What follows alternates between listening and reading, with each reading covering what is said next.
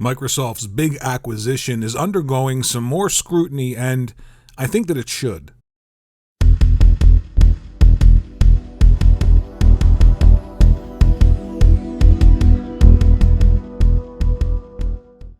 Welcome back to another episode of TheWorryWartGamer.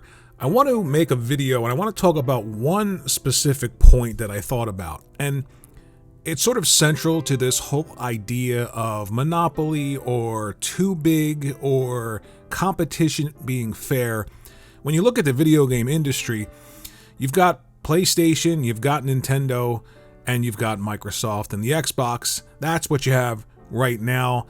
And for a long time, all three of those had opportunities to make deals with publishers, with developers, for content, for maps, for betas, for extra levels, or even for timed exclusivity of content. You think about Final Fantasy, you think about Tomb Raider with Xbox for a full year. That is competition. Everyone can go to these publishers, to these developers, and make deals.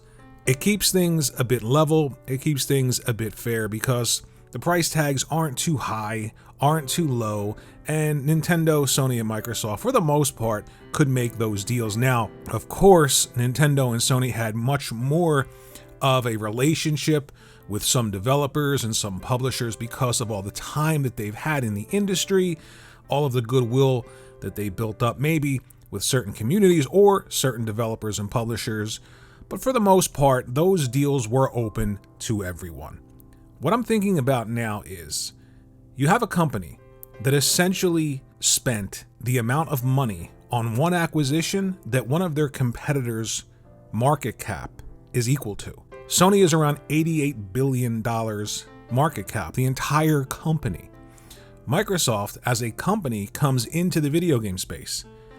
And through no fault of their own, it's not their fault that they have a lot of money. I'm certainly not trying to make it out to sound like, hey, it's, unfair because they've got more money than Sony and Microsoft. But when you're talking about a market and having it regulated and having it be open and fair and honest and competitive, when you're talking about a market that may allow for other players to come in and compete and give a variety of services and products to people, because that's how it's supposed to work.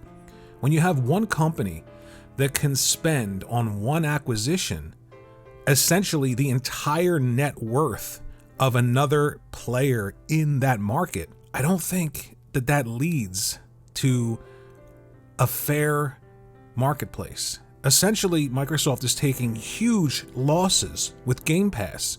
They're essentially able to make those losses, to take those losses into perpetuity until they undercut everyone else. And the reason they're able to do that is because they're not losses to Microsoft. They're losses to everyone else. Essentially, they're losses on the books. Of course, they're losing money, but it doesn't hurt them. And they're using that advantage. They're using that sheer size and that sheer wealth to undercut a market. I'm not saying that that's unfair. I'm not a regulator. I'm just saying, doesn't it make sense to kind of look at this stuff and say to yourself, okay, it's not Microsoft's fault that they're a big company, right? It's not Sony's fault that they have a lot of money, or PlayStation or Nintendo's fault that they have a lot of money. But here's the market that they're in. Of course, you want to expand it, but you have to make sure as it expands that there's a level playing field for all players to be able to compete. And like with services, maybe other players can come in and offer things to consumers and have it be, feasible for them to do that.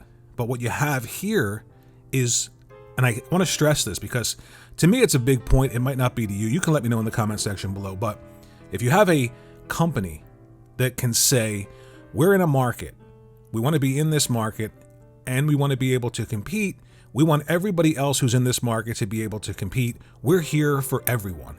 If you have a company that can then turn around and essentially spend the entire net worth of one of their competitors, I'm not sure that you can then say you want to be competitive, or somehow Sony isn't allowing you to be competitive when you've got that kind of juice. Now, again, I want to stress that none of this is illegal. None of this is wrong. I'm not saying it's wrong. Just because they have a lot of money doesn't mean they shouldn't be able to spend their money, enter into markets.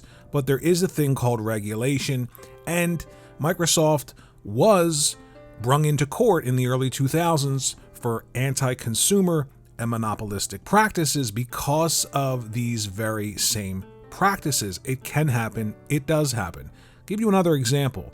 Let's say that everything that's left over, EA, Capcom, all of those games are essential to Xbox. They're essential to PlayStation and Nintendo. Let's say Apple decides to enter, because Apple's really the only one that has more money than Microsoft. Not much more, but more. And they decide to buy up all of that, essentially leveraging their money, leveraging the losses that they're able to take that no one else can, to bring those games in-house and then squeeze Microsoft in the way that Microsoft is doing to the other players in this market. Would that be okay? The answer is no, it's not. Just because you can do it doesn't mean there shouldn't be some mechanism in place to check this. There should be checks and balances. If you are so much larger than everyone else in a market, there is instantly an unfair advantage, whether or not you like that or not. And I'm not saying that Microsoft shouldn't be allowed to do this. I'm not saying I think this deal is going to fail. I think it's going to go through. I'm just raising the point. It sticks in my head that if you're saying you want to be competitive and someone's stopping you from being competitive, how can a company that's entire net worth is essentially something that you can spend in an afternoon without thinking about it, how is that company stopping you from competing? And what does it mean going forward for other companies in the console space? Let me know what you think in the comment section below. Thanks for watching, and I'll see you in the next video.